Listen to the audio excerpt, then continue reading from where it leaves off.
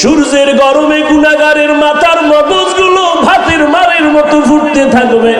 ওই সময় নবীদের কান্নার আওয়াজ, মানুষগুলো উলঙ্গ দাঁড়াবে, জাহান্নামের গরম, সূর্যের গরমে মাটির জমিনটা তামা হয়ে যাবে। অন্যদিকে আমার আল্লাহ রাগান্বিত আওয়াজ দিয়া বলবেন, লিমানিল মুলকুল ইয়াউম লিল্লাহিল ওয়াহিদিল কাহ্হার। আল্লাহ এত আওয়াজ দিবেন কুদরতি জবানে, আল্লাহর রাগের আওয়াজটা এত ভয়ঙ্কর হবে, হাসরের ময়দানটা থরথর করে কেঁপে উঠবে।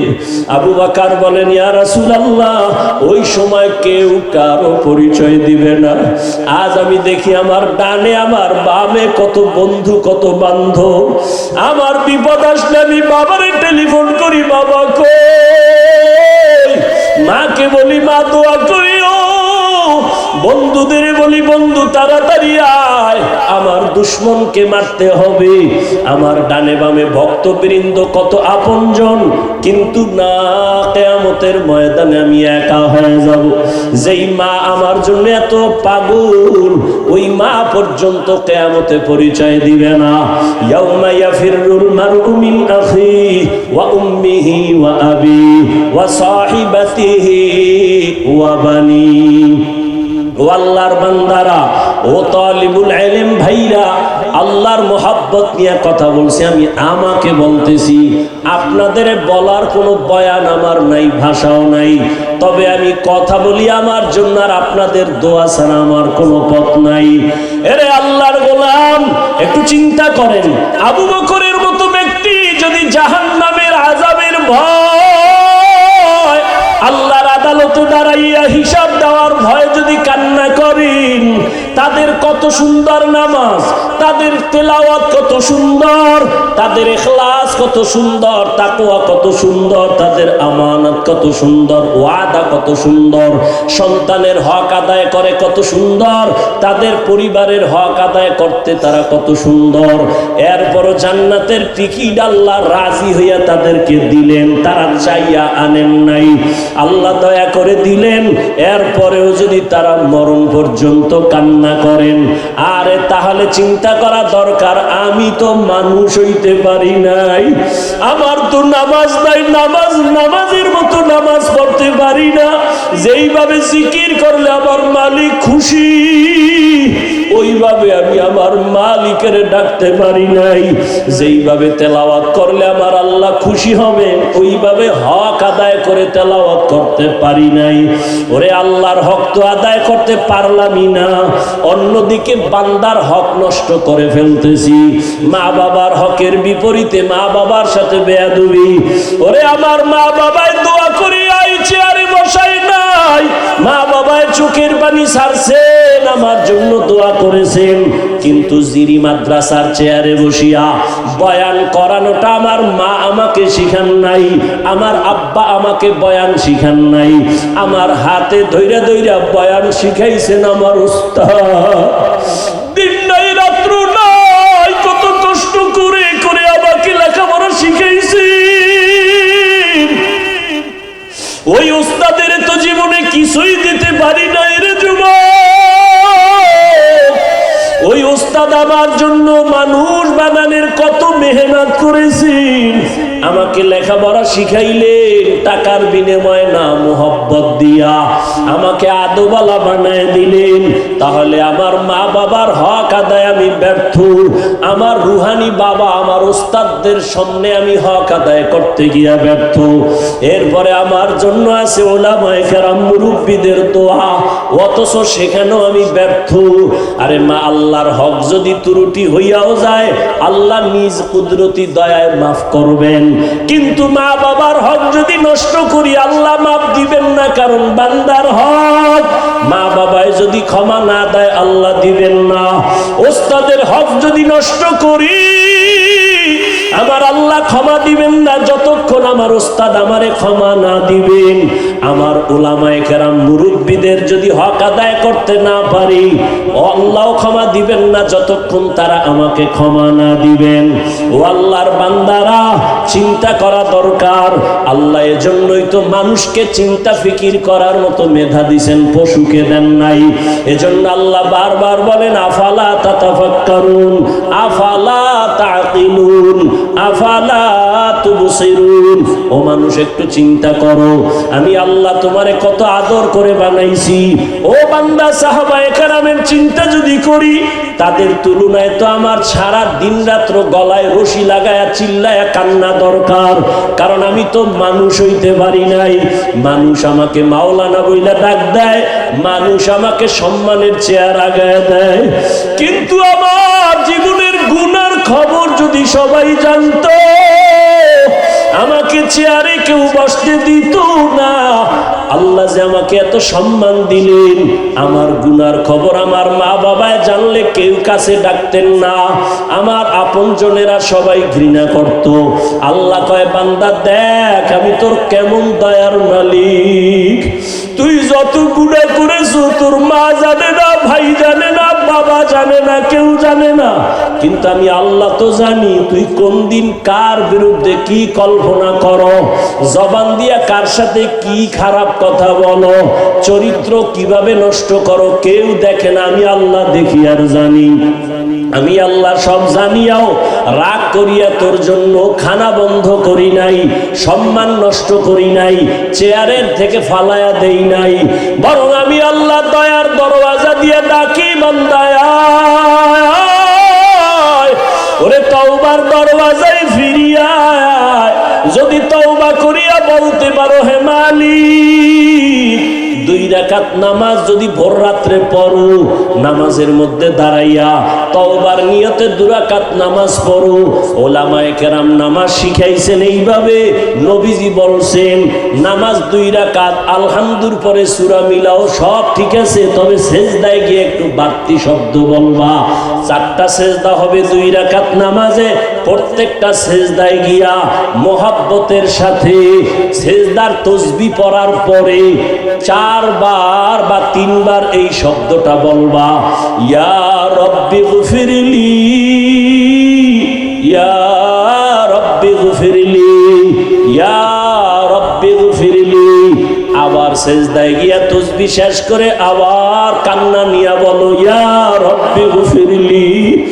ওই গভীর রাতে আমার মা ঘুমায়, বাবা ঘুমায়, আসমান জমিন নীরব, কেউ নাই।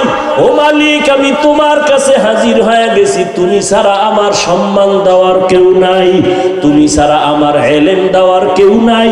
আমি একটু আগে মেহেরিয়া মাদ্রাসায় বলে আসছি, ও আমার ছাত্র ভাই, ওরে ইলম শিখতেছো তুমি, আমি তালিবুল ইলম।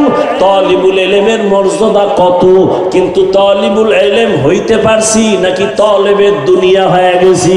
আরে ইলম দিয়া যদি আমার ইলমে আমাকে নরম বানাইতে না পারে, আমার ইলম যদি আমাকে তাওয়াজুওয়ালা বানাইতে না পারে, আমার ইলম যদি আমাকে কিবির মুক্ত করতে না পারে, ভালো করে লিখো, এই ইলমটা ইলমে নাফি না, এই ইলম শয়তানি ইলম, এই ইলম ইবলিসি ইলম। আর মদিনার ইলম কেমন জানোনি? রহমতের নবী বলেন, আল্লাহুম্মা ইন্নী আসআলুকা ইলমান নাফিআ। ও আল্লাহ, এমন ইলম দাও যেই ইলম আমার উপকারে আসবে, উম্মতের উপকারে আসবে। আমার ইলম দিয়ে যদি আমি নিজেরে কন্ট্রোল করতে না পারি, আমার ইলম দিয়ে যদি আমার জবানকে হেফাজত করতে না পারি, আল্লাহর কসম এই ইলমটা ইলমে নাফি না, এটা ইবলিসি ইলম। মুমিনদেরকে আল্লাহ পাক ফেরাসাতের মাকাম দান করেন, বড় দামি একটি সম্পদ। তোমরা ভয় করো ওই ফেরাসাতের পাওয়ারকে। তারা এই ফেরাসাতের দরওয়াজা দিয়ে অনেক কিছু অবলোকন করেন, অনুধাবন করেন, যেটা সাধারণ কেউ পারে না। আর এটা তাদের চামড়ার চোখে না, আল্লাহর দেওয়া নূরের আলো দ্বারা করেন। হাদিসের ভাষায় যেটাকে বলা হলো ফেরাসাত, কোরআনের ভাষায় এই পাওয়ারকে বলে ফুরকান।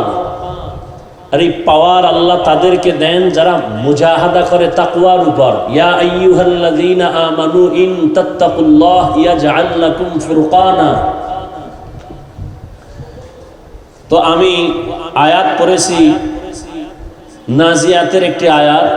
আল্লাহ বলেন ওয়া আম্মা মান খাফা মাকামা রাব্বিহি ওয়া নাহান নাফসা আনিল হাওয়া ফাইন্নাল জান্নাতা হিয়াল মাওয়া।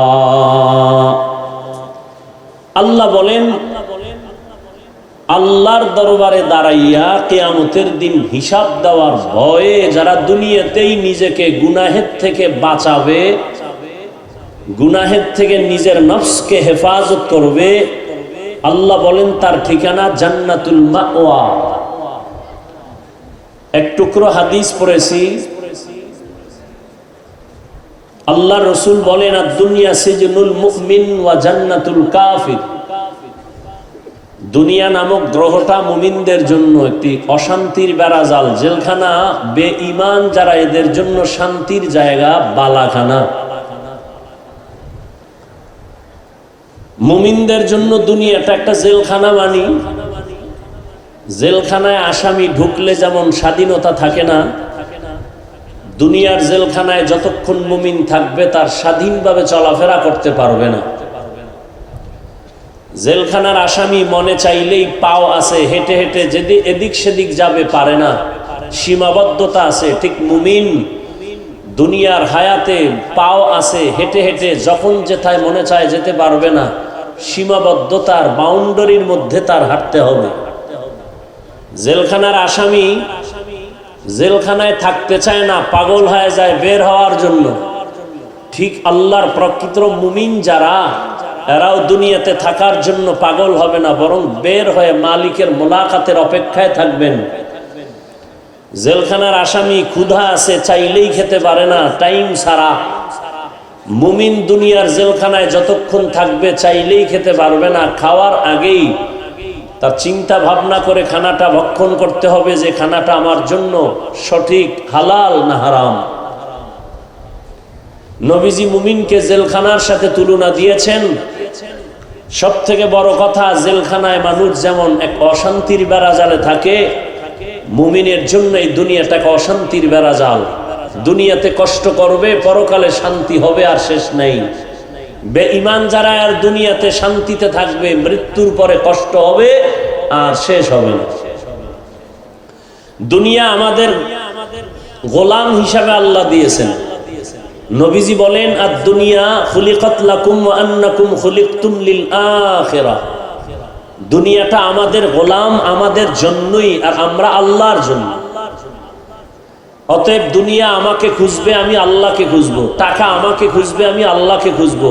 সম্পদ আমাকে খুঁজবে, আমি আল্লাহকে খুঁজবো। কিন্তু এখন উল্টা হয়ে গেছে, আমি দুনিয়া খুঁজি, আল্লাহ আমাকে খুঁজে। কারণ কি? কারণ একটাই, বয়ান চলতেছে, দাওয়াত ও তাবলীগের বয়ান, পীর মাশায়েখের বয়ান, উলামায়ে কেরামের বয়ান, জুমার খতিবের বয়ান, আমলের খাতা শূন্য। এর একমাত্র কারণ জবাবদিহিতার ভয় আমাদের অন্তরে নেই। এজন্য আল্লাহ বলেন আমার কাছে দাঁড়ায়া হিসাব দিতে হবে। এই ভয় অন্তরে জমা করে যারা গুনাহ থেকে নিজেকে বাঁচাবে, সে বিনা হিসাবে জান্নাতে যাবে। বাদশাহ হারুন আর রশিদ তিনি ওলামায়ে কেরামদের ডাকলেন, একটা মজলিস মিলায়া বললেন, আপনারা বলেন তো আমি হারুন রশিদ বাদশাহ জান্নাতি না জাহান্নামী? ওলামায়ে কেরাম এক এক করে সবাই বললেন, জান্নাতের পথের কথা বলা যাবে, জান্নাতের কাজের কথা বলা যাবে, জান্নাতের নমুনা বলা যাবে, কিন্তু নিশ্চিত কাউকে বলা যাবে না আপনি জান্নাতি না জাহান্নামী, এটা বলা যাবে না। বলে যে বলতে পারবে সে তাকে পুরস্কৃত করব। সব মজলিসের ওলামায়ে কেরাম ব্যর্থ, এটা সম্ভব না। আপনি জান্নাতি না জাহান্নামী এটা কেমনে বলি? ওই মজলিসে 9 বছরের একটা বাচ্চা ছিলেন, বালক। হারুন রশিদ বলে, হ্যাঁ অবশ্যই আমার জীবনে এমন বহু অবস্থা হয়েছে, আমি চাইলে অপরাধ করতে পারতাম মারাত্মক, কিন্তু আমি চাইয়াও সুযোগ ছিল, করি নাই, কেউ আমাকে বাধাও দেয় নাই। আল্লাহর আযাবের ভয় আমি গুনাহ থেকে নিজেকে বাঁচাই দিছি। 9 বছরের বালক বলে আপনি নিশ্চিত জান্নাতি। সুবহানাল্লাহ না?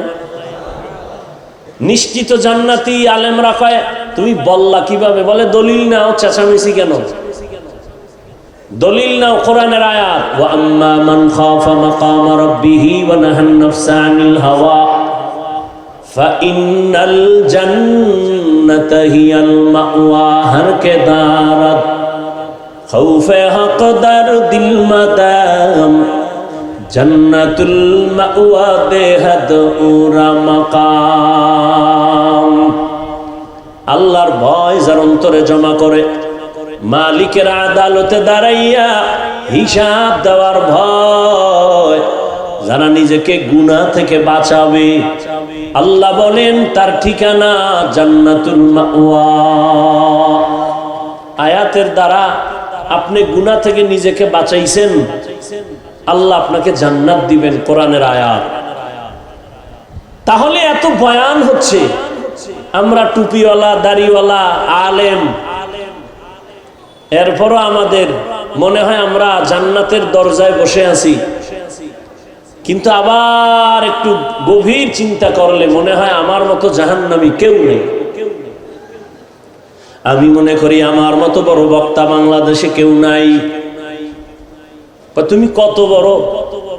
অনেক বড়, অনেক বড়, অনেক বড়। কয় খতিব আজম সিদ্দিক আহমদ রহমাতুল্লাহ আলাইহির থেকে বড়? কয় না। তুমি একজন বড় মুফতি সাহেব। বলে কত বড় তুমি মুফতি? বলে অনেক বড়, অনেক বড়। কত বড়? কয় মুফতি ফয়জুল্লাহ রহমাতুল্লাহ আলাইহির থেকে তুমি বড় নি? কয় প্রশ্নই করা যাবে না। তাহলে আমি যত বড় দাবি করি না কেন, একটা জায়গায় গেলে আমার মাথা ঠেকে যাবে, আমার উপরে আরো বড় আছে। এজন্য নবী বলেন মান তাওয়াজা লিল্লাহ রাফাআহুল্লাহ। নিজেকে যে আল্লাহর জন্য ছোট মনে করবেন, আল্লাহ পাক তার মর্যাদা অনেক উঁচু বানায় দিবেন। বেটা তো আপনা হস্তি কো अगर कुछ मर्तबा चाहो कि दाना खाक में मिलकर गले गुलजार होता है। নিজেকে যদি বড় বানাতে চাও হে মুমিন, বড়দের কদমে নিজেকে করে দাও বিলীন। দুনিয়ার লাইনে কেউ বড় হতে চাইলে বড়দের সংস্রব ছাড়া, সোহবত ছাড়া বড় হতে পারে না। একজন বড় ইঞ্জিনিয়ার যদি হতে চায়, লেখাপড়া সার্টিফিকেট যথেষ্ট না, একজন অভিজ্ঞ ইঞ্জিনিয়ারের পেছনে সময় দিয়ে বড় হতে হয়। বড় একজন ডাক্তার যদি হতে চায়, লেখাপড়া সার্টিফিকেট যথেষ্ট না, একজন অভিজ্ঞ ডাক্তারের শরণাপন্ন হয়ে ট্রেনিং দিতে হয়, প্র্যাকটিক্যাল। দুনিয়ার লাইনে যদি বড় হতে হলে দুনিয়ার বড়দের পেছনে সময় দিতে হয়। আখিরাতের লাইনে বড় হতে হলে বড়দের পেছনে কেন সময় দিতে হবে না? অবশ্যই হবে। দুনিয়াতে যারা বড় হয়েছেন, বড়দের সোহবত ছাড়া বড় হতে পারে নাই। আল্লাহর ভয় আমার অন্তরে নাই কেন? বয়ান তো আমরা কম জানি না, কিন্তু মানার হালাত দুর্বল কেন? জিকির করি অন্তর কাঁপে না, মোনাজাত ধরি চোখের মধ্যে পানি আসে না, নামাজে দাঁড়াই মালিকের দরবারে দাঁড়াইছি সেই খেয়ালটা পর্যন্ত অন্তরে কেন আসে না? এর একমাত্র কারণ এর আল্লাহর আদালতে দাঁড়ায় হিসাব দেওয়ার ভয় আমার অন্তরে নাই। আর আল্লাহর জাতের সিফাতুর কসম, ততদিন পর্যন্ত আল্লাহর ভয় অন্তরে জমা হবে না যতদিন পর্যন্ত আল্লাহর প্রিয় বান্দাদের সোহবত আর নেক নজর লাগবে না। আল্লাহওয়ালাদের নেক নজর বড় দামি এক সম্পদ। নজর লাগছে তো আল্লাহ পাক দরজা খুলে দিছেন। রহমতের নবীর হাতে হযরত আলী 11 বছরে হাতটা লাগায় দিলেন। নবী কলিজা ভরে দোয়া করলেন, আনা দারুল হিকমা ওয়া আলিউন বাবুহা। আমি মুহাম্মদ ইলম ও হিকমতের ঘর, আর এই ইলমের দরওয়াজা হলো আমার আলী।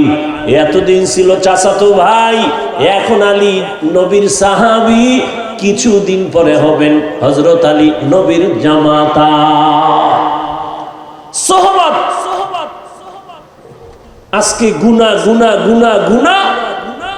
বয়ান তো সব জানি, মিথ্যা কথা বলা হারাম তারপরও বলি, গালি দেওয়া হারাম তারপরও দেই, ধোঁকা দেওয়া হারাম দেই, অহংকার হারাম করি, অন্যকে হিংসা করা হারাম করি, নিজেকে বড় মনে করা হারাম করি, গান শোনা হারাম শুনি, বেগানার দিকে নজর দেওয়া হারাম দেই, গীবত করা হারাম জানি করি। কেন? আল্লাহর আদালতে দাঁড়ায় যে আমার হিসাব দিতে হবে, জবাবদিহিতার ভয় আমার অন্তরে নাই। ততদিন পর্যন্ত এই অবস্থা অন্তরে আসবে না যতদিন পর্যন্ত আল্লাহ পাকের প্রিয় বান্দা যাদের অন্তরে ভয় আছে এদের সংস্রব নেক নজর না লাগবে। হাদিসে পাকে একটি ঘটনা আমি খুব 5-10 মিনিটে শেষ করে দেব ইনশাআল্লাহ। হাদিস শরীফে রাসূল একটি ঘটনা বর্ণনা করেন। বনি ইসরাইলের একজন আল্লাহর গোলাম জীবনভর গুনাহ করে করে করে করে জীবনটা নষ্ট করে ফেলেছে, এমন কোন গুনাহ নাই করে নাই। জীবনে পরিচিত লাভ করলো গুনাহগার, জেনাকার, মদের বোতল নিয়ে থাকে, ভাষা এত খারাপ, কিন্তু অপরাধ করে করে সন্ত্রাসী স্টাইলে টাকার পাহাড় করে ফেললো। আল্লাহর কুদরতের পরীক্ষা। ওই এলাকার পার্শ্ববর্তী একটা জায়গায় এক আল্লাহর বান্দি বাচ্চা নিয়ে বসবাস করে। ওই ঘরের মহিলা আল্লাহর পেয়ারা বান্দি, নামাজ পড়ে, আল্লাহর মোহব্বত নিয়ে চলে, সন্তান লালন পালন করে। কিন্তু এমন এক হালাত, আল্লাহর প্রিয় বান্দাদের উপরেই তো বারবার আল্লাহ পরীক্ষা দিবেন, পরীক্ষা আসবে। قال النبي صلى الله عليه وآله وسلم من يرد الله به خيرا يصيب منه। পয়গম্বর বলেন আল্লাহ যাকে বেশি আদর করেন, মোহাব্বত করেন, তাকে মুসিবতের দ্বারা পরীক্ষা নিবেন। আর আল্লাহ বলেন আমি দুনিয়ায় মানুষ পাঠাইছি একটা পরীক্ষা নেওয়ার জন্য, কোনো বেঈমানের জন্য পরীক্ষা নাই।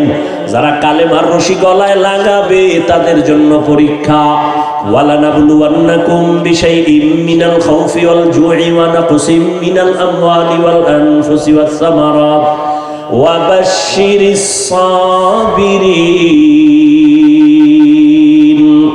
আল্লাহ তাআলা বলেন মুমিনকে আল্লাহ অবশ্যই পরীক্ষা করবেন, ভয়ের মাধ্যমে, ক্ষুধার মাধ্যমে, ওয়ানাকসিম মিনাল আমওয়াল সম্পদের ঘাটতির দ্বারা, ফলের ঘাটতির মাধ্যমে, ওয়াসসামারাত এবং ফসলের দ্বারা, আল্লাহ জীবনের ঘাটতির দ্বারা পরীক্ষা নেবেন। সুসংবাদ তাদের জন্য যারা সাবিরিনদের অন্তর্ভুক্ত। দুনিয়াটা পরীক্ষার হল। যারা আল্লাহর মোহাব্বত নিয়ে বেশি আগাবে তাদের উপরে বেশি বিপদ চেপে আসবে। তবে আল্লাহ পাক সান্ত্বনার বাণী দিয়া বলেন আম্মা ইউজিবুল মুযতাররা ইযা দাআ। ও মুমিন, মুসিবত আসবে কোনো চিন্তা নাই, তবে যদি তুমি মুসিবতে পড়ে আল্লাহকে ডাক দাও, আল্লাহ পাক কুদরতি জিম্মায় তোমার মুসিবত তোমাকে স্পর্শ করার আগে দূর করে দিবেন, হেফাজত করবেন। মুসিবত আসাটা মুমিনদের জন্য একটা বড় নেয়ামত। আল্লাহ পাক কুদরতি পরীক্ষায় মুমিনদের মুসিবত দেন। আল্লাহর বান্দি বাচ্চা নিয়ে লালন পালন করে, সংসার করে, পাইলে খায় না পাইলে নাই, কিন্তু কয়েকদিন ধরে ওই ঘরের মধ্যে দুর্ভিক্ষ চলতেছে, খানা নাই, বাচ্চাগুলো না খায় কান্না করে। আম্মা জান পাগলের মতো চোখের পানি ছেড়ে কান্না করেন, ও আল্লাহ আমি নিজে না খাইয়া থাকতে পারি, তবে সন্তানের ক্ষুধা সহ্য করা যায় না, নিজে কান্না করি, দুঃখ নাই, কলিজার সন্তানদের চোখের পানি সহ্য করা যায় না। কোথায় যাব, কি করব, হে মালিক একটা রাস্তা খুলে দাও। হঠাৎ অন্তরের মধ্যে চলে আসলো নিরুপায়, আমি সন্তানের কান্না কত আর সহ্য করা যায়। ওই বান্দি দৌড়াইয়া ওই গুনাহগার নাম করা টাকাওয়ালার দরবারে চলে গেল। সন্ধ্যাবেলা গিয়া সেখানে হাজির। রহমতের নবী ঘটনার বয়ান করেন আর চোখের পানি ছেড়ে কান্না করেন। ওই মহিলা নামাজি, সতী সাধ্বী, আল্লাহর বান্দি, চরিত্র এত সুন্দর, সন্তানের ক্ষুধার তৃষ্ণা মিটানোর জন্যই গুনাহগার ব্যক্তির সামনে গেল। গিয়া কয়, ভাই আমি অমুক এলাকায় থাকি, আমারে কিছু টাকা দিবেননি? আমার সন্তানগুলো উপবাস, খানা খায় না, চোখের পানি ছেড়ে ক্ষুধার তৃষ্ণায় কান্না করে, চুলায় আগুন জ্বলে না। ওই গুনাহগার জাহান্নামী বান্দা বলে, তোমাকে টাকা দিব, তবে আমার শর্ত, আজকের রাতের জন্য তুমি আমার হয়ে যেতে হবে, তোমার দেহটা আমার জন্য তুমি অক্ষ করে দিতে হবে। মহিলা আল্লাহর বান্দি কিছুক্ষণ চুপ থাকার পরে চিন্তায় পড়ে গেল, আমার সন্তানের খানার জন্য আমি কি আমার দেহটা, আমার সতীত্ব বিনষ্ট করব? চরিত্রের মধ্যে কলঙ্কের দাগ লাগাবো?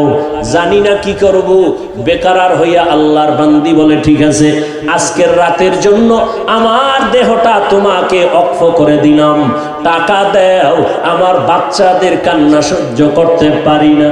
আল্লাহর বান্দি যখন এই কথা একমত, জাহান্নামী ওই গুনাহগার সুযোগ পেয়ে বলে, ঠিক আছে, টাকা তোমার জন্য রেখে দিলাম, চলো আমার খাস কামরায় চলো। খাস কামরায় নেওয়ার পরে ওই বান্দা এবার ওই মহিলাকে বসায় বলে, তুমি এবার আমার কাছে আসো।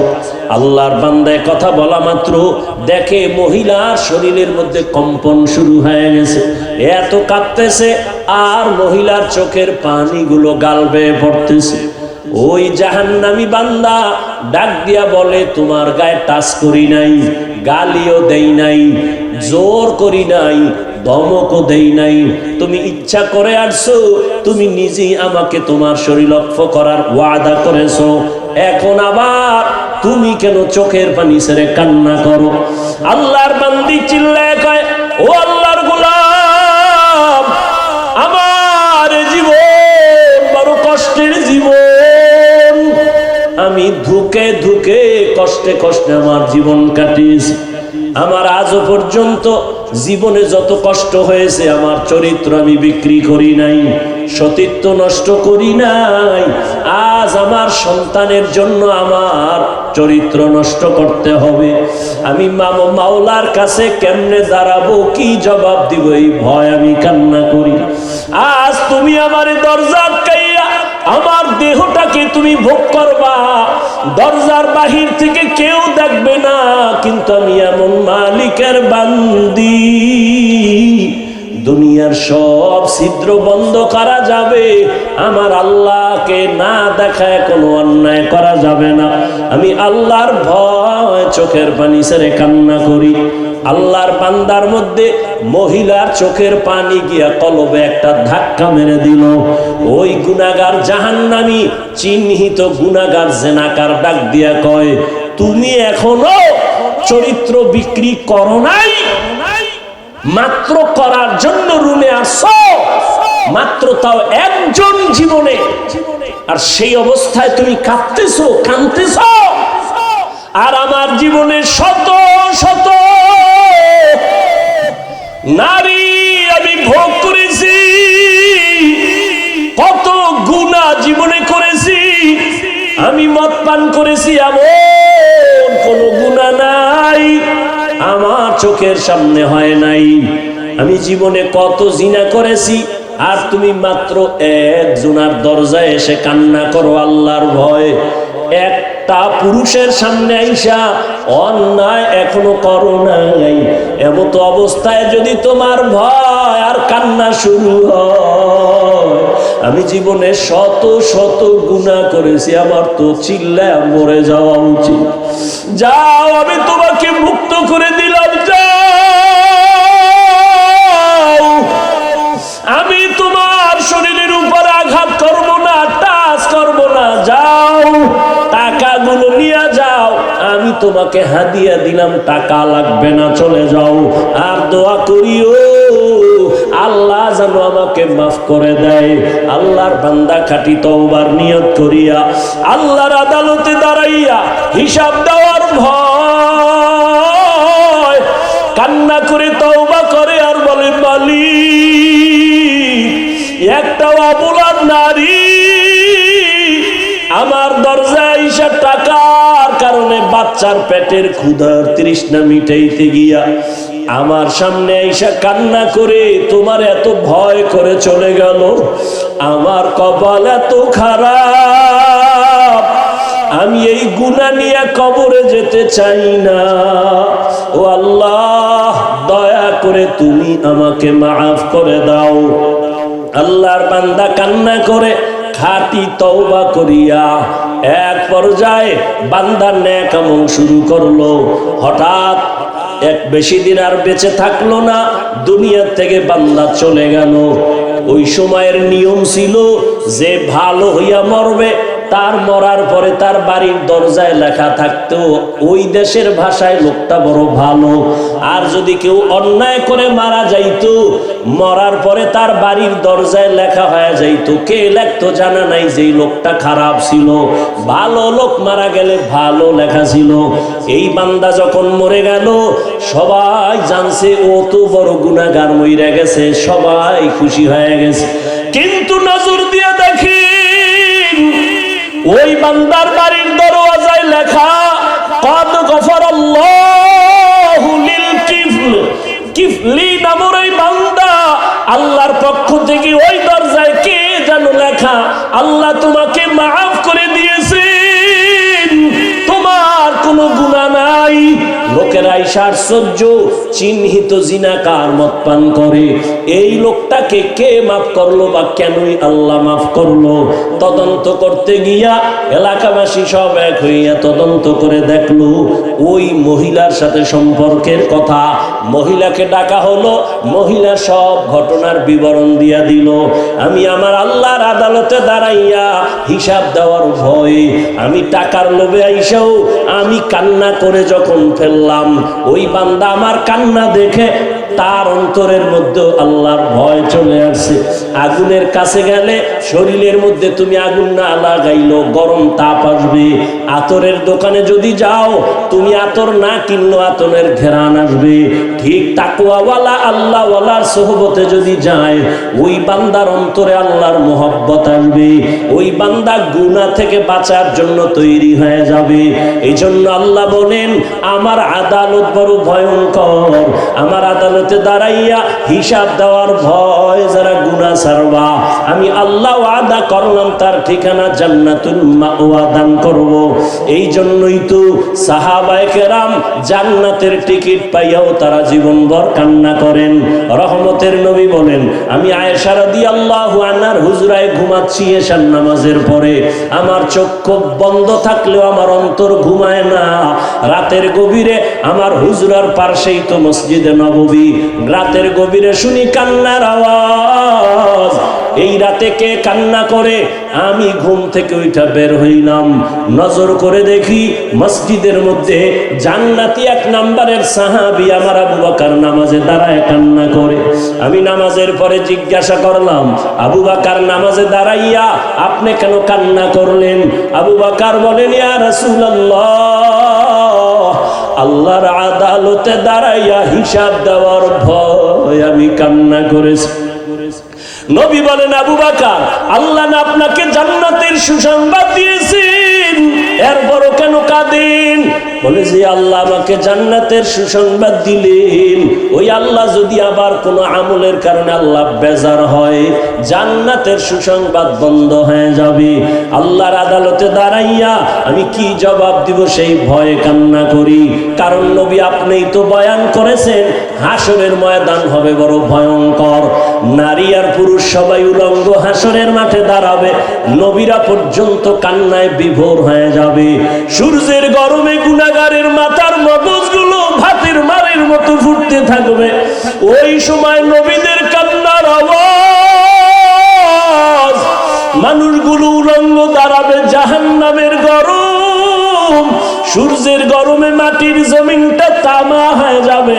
অন্যদিকে আমার আল্লাহ রাগান্বিত উচ্চরিত আওয়াজ দিয়া বলবেন লিমানিল মুলকুল ইয়াউম লিল্লাহিল ওয়াহিদিল কাহ্হার। আল্লাহ এত আওয়াজ দিবেন কুদরতি জবানে, আল্লাহর রাগের আওয়াজটা এত ভয়ঙ্কর হবে, হাসরের ময়দানটা থরথর করে কেঁপে উঠবে। আবু বকর বলেন, ইয়া রাসূলুল্লাহ, ওই সময় কেউ কারো পরিচয় দিবে না। আজ আমি দেখি আমার ডানে আমার বামে কত বন্ধু কত বান্ধব। আমার বিপদ আসলে আমি বাবারে টেলিফোন করি, বাবা কই, মাকে বলি মা দোয়া করিও, বন্ধুদের বলি বন্ধু তাড়াতাড়ি আয়, আমার দুশমনকে মারতে হবে। আমার ডানে বামে ভক্তবৃন্দ কত আপনজন, কিন্তু না, কিয়ামতের ময়দানে আমি একা হয়ে যাব। যেই মা আমার জন্য এত পাগল, ওই মা পর্যন্ত কিয়ামতে পরিচয় দিবে না। ইয়াউমা ইয়াফিরুল মারউ মিন আখি ওয়া উম্মিহি ওয়া আবি ওয়া সাহিবাতিহি ওয়া বানি।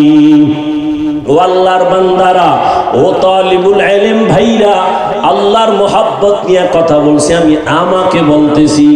আপনাদের বলার কোনো বয়ান আমার নাই, ভাষাও নাই, তবে আমি কথা বলি আমার জন্য, আর আপনাদের দোয়া ছাড়া আমার কোনো পথ নাই।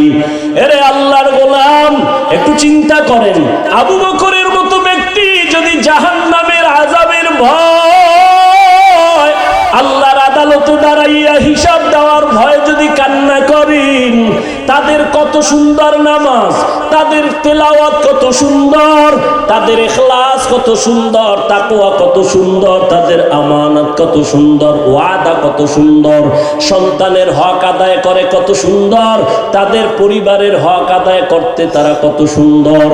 এরপরও জান্নাতের টিকিট আল্লাহ রাজি হইয়া তাদেরকে দিলেন, তারা চাইয়া আনেন নাই, আল্লাহ দয়া করে দিলেন। এরপরেও যদি তারা মরণ পর্যন্ত কান্না করেন, আরে তাহলে চিন্তা করা দরকার, আমি তো মানুষ হইতে পারি নাই, আমার তো নামাজ নাই, নামাজের মতো নামাজ পড়তে পারি না, যেইভাবে জিকির করলে আমার মালিক খুশি, ওইভাবে আমি আমার মালিকের ডাকতে পারি নাই, যেইভাবে তেলাওয়াত করলে আমার আল্লাহ খুশি হবে, ওইভাবে হক আদায় করে তেলাওয়াত করতে পারি নাই। ওরে আল্লাহর হক তো আদায় করতে পারলামই না, অন্যদিকে বান্দার হক নষ্ট করে ফেলতেছি, মা বাবার হকের বিপরীতে মা বাবার সাথে বেয়াদবি। ওরে আমার মা বাবায় দোয়া করি আই চেয়ারে বসাই নাই, মা বাবায় চোখের পানি ছাড়ছেন, আমার জন্য দোয়া করেছেন, কিন্তু জিরি মাদ্রাসার চেয়ারে বসিয়া বয়ান করানোটা আমার মা আমাকে শিখান নাই, আমার আব্বা আমাকে বয়ান শিখান নাই, আমার হাতে ধইরা ধইরা বয়ান শিখাইছেন আমার উস্তাদ। দিন নাই রাত্র নাই, কত কষ্ট করে করে আমাকে লেখাপড়া শিখাইছে। ওই উস্তাদের তো জীবনে কিছুই দিতে পারি নাই রে যুবক। ওই উস্তাদ আমার জন্য মানুষ বানানোর কত মেহনত করেছেন, আমাকে লেখাপড়া শিখাইলেন টাকার বিনিময়ে না, মোহব্বত দিয়া আমাকে আদবালা বানায় দিলেন। তাহলে আমার মা বাবার হক আদায় আমি ব্যর্থ, আমার রুহানি বাবা আমার ওস্তাদদের সামনে আমি হক আদায় করতে গিয়া ব্যর্থ। এরপরে আমার জন্য আছে ওলামায়ে কেরাম মুরব্বিদের দোয়া, অথচ সেখানেও আমি ব্যর্থ। আরে মা, আল্লাহর হক যদি ত্রুটি হইয়াও যায়, আল্লাহ নিজ কুদরতি দয়ায় মাফ করবেন, কিন্তু মা বাবার হক যদি নষ্ট করি আল্লাহ মাফ দিবেন না, কারণ বান্দার হক। মা বাবায় যদি ক্ষমা না দেয় আল্লাহ দিবেন না। ওস্তাদের হক যদি নষ্ট করি আমার আল্লাহ ক্ষমা দিবেন না, যতক্ষণ আমার ওস্তাদ আমারে ক্ষমা না দিবেন। আমার উলামায়ে কেরাম মুরব্বিদের যদি হক আদায় করতে না পারি, আল্লাহ ক্ষমা দিবেন না যতক্ষণ তারা আমাকে ক্ষমা না দিবেন। ও আল্লাহর বান্দারা, চিন্তা করা দরকার। আল্লাহ এজন্যই তো মানুষকে চিন্তা ফিকির করার মতো মেধা দিয়েছেন, পশুকে দেন নাই। এজন্য আল্লাহ বারবার বলেন আফালা তাতাফাক্কারুন, আফালা তাকিলুন, আফালা তুবসিরুন। ও মানুষ, একটু চিন্তা করো, আমি আল্লাহ তোমারে কত আদর করে বানাইছি। ও বান্দা, সাহাবায়ে কেরামের চিন্তা যদি করি তাদের তুলনায় তো আমার সারা দিন রাত্র গলায় রশি লাগায়া চিল্লায়া কান্না দরকার, কারণ আমি তো মানুষ হইতে পারি নাই। মানুষ আমাকে মাওলানা বইলা ডাক দেয়, মানুষ আমাকে সম্মানের চেয়ার আগায় দেয়, কিন্তু আমার জীবনের গুনার খবর যদি সবাই জানতো, আমাকে চেয়ারে কেউ বসতে দিত না। আল্লাহ যে আমাকে এত সম্মান দিলেন, আমার গুনার খবর আমার মা বাবায় জানলে কেউ কাছে ডাকতেন না, আমার আপনজনেরা সবাই ঘৃণা করত। আল্লাহ কয়, বান্দা দেখ আমি তোর কেমন দয়ার মালিক। তুই যত গুনাহ করেছো তোর মা জানে না, ভাই জানে না, বাবা জানে না, কেউ জানে না, কিন্তু আমি আল্লাহ তো জানি তুই কোন দিন কার বিরুদ্ধে কি কল্পনা করো, জবান দিয়া কার সাথে কি খারাপ কথা বলো, চরিত্র কিভাবে নষ্ট করো, কেউ দেখে না, আমি আল্লাহ দেখি আর জানি। আমি আল্লাহ সব জানিয়াও রাগ করিয়া তোর জন্য খানা বন্ধ করি নাই, সম্মান নষ্ট করি নাই, চেয়ারের থেকে ফালায়া দেই নাই, বরং আমি আল্লাহ দয়ার দরওয়াজা দিয়ে ডাকি, বান্দায় ওরে তওবার দরওয়াজায় ফিরিয়া আয়। যদি তওবা করিয়া বলতে পারো, হে মালিক, 2 রাকাত নামাজ যদি ভোর রাত্রে পড়ো, নামাজের মধ্যে দাঁড়াইয়া তওবার নিয়তে 2 রাকাত নামাজ পড়ো। ওলামায়ে কেরাম নামাজ শিখাইছেন এইভাবে, নবীজি বলছেন নামাজ 2 রাকাত, আলহামদুর পরে সূরা মিলাও, সব ঠিক আছে, তবে সেজদায় গিয়ে একটু বাড়তি শব্দ বলবা। 4টা সেজদা হবে 2 রাকাত নামাজে, প্রত্যেকটা সেজদায় গিয়া মোহাব্বতের সাথে সেজদার তাসবিহ পড়ার পরে 4 বার বা 3 বার এই শব্দটা বলবা, ইয়া রব্বি গফিরলি, ইয়া রব্বি গফিরলি, ইয়া রব্বি গফিরলি। আবার সেজদায় গিয়া তাসবিহ শেষ করে আবার কান্না নিয়া বলো, ইয়া রব্বি গফিরলি। ওই গভীর রাতে আমার মা ঘুমায়, বাবা ঘুমায়, আসমান জমিন নীরব, কেউ নাই। ও মালিক, আমি তোমার কাছে হাজির হয়ে গেছি, তুমি ছাড়া আমার সম্মান দেওয়ার কেউ নাই, তুমি ছাড়া আমার ইলম দেওয়ার কেউ নাই। আমি একটু আগে মেহেরিয়া মাদ্রাসায় বলে আসছি, ও আমার ছাত্র ভাই, ওরে ইলম শিখতেছ তুমি, আমি তালিবুল ইলম। তালিবুল ইলমের মর্যাদা কত, কিন্তু তালিবুল ইলম হইতে পারছি নাকি তালেবের দুনিয়া হয়ে গেছি? আরে ইলম দিয়া যদি আমার ইলমে আমাকে নরম বানাইতে না পারে, আমার ইলম যদি আমাকে তাওয়াজুওয়ালা বানাইতে না পারে, আমার ইলম যদি আমাকে কিবির মুক্ত করতে না পারে, ভালো করে লিখো, এই ইলমটা ইলমে নাফি না, এই ইলম শয়তানি ইলম, এই ইলম ইবলিসি ইলম। আর মদিনার ইলম কেমন জানোনি? রহমতের নবী বলেন, আল্লাহুম্মা ইন্নী আসআলুকা ইলমান নাফিআ, ও আল্লাহ এমন ইলম দাও যেই ইলম আমার উপকারে আসবে, উম্মতের উপকারে আসবে। আমার ইলম দিয়ে যদি আমি নিজের কন্ট্রোল করতে না পারি, আমার ইলম দিয়ে যদি আমার জবানকে হেফাজত করতে না পারি, আল্লাহর কসম এই ইলমটা ইলমে নাফি না, এটা ইবলিসি ইলম। আমার ইলম দিয়ে যদি আমি বিনয়ী হইতে না পারি, আমার ইলম দিয়ে যদি আমি আব্বা আম্মার সম্মান করতে না পারি, আমার ইলম নাফি না। আমার ইলমের দ্বারা যদি আমার উস্তাদের দোয়া নিতে না পারি, আমার ইলম নাফি না। আমার ইলম দিয়া যদি আমার ভাইদের সাথে ভালো আচরণ করতে না পারি, আমার ইলমটা ইলমে নাফি না, ইবলিসি ইলম। এজন্য নবী দোয়া করতেন, ও আল্লাহ ইলমে নাফি ছাড়া কোনো ইলম চাই না, ইন্নী আসআলুকা ইলমান নাফিআ, ও আল্লাহ ইলমে নাফি দান করো। ও আমার ছাত্র ভাইরা, কত ছাত্র জনতার আন্দোলনে কত ছাত্র মরে গেল, করোনায় কত প্রাণ চলে গেল। একদিন তো আপনি আমিও চলে যাব, কিন্তু ইলম দিয়া কি অর্জন করলাম? এলেম যদি আমাকে অহংকার বাড়ায় দেয়, আমার এলেম যদি আমাকে হিংসা বাড়ায় দেয়, তাহলে আমার এলেম দিয়া তো আল্লাহর মোহাব্বত পাওয়া যাবে না, মা বাবার দোয়া পাবো না, শিক্ষকের দোয়া পাবো না, মুরব্বী ওলামায়ে কেরামের দোয়া পাবো না, জীবনটা বড় ধ্বংস হয়ে যাবে। অতএব এখনো সময় আছে, তওবা করো।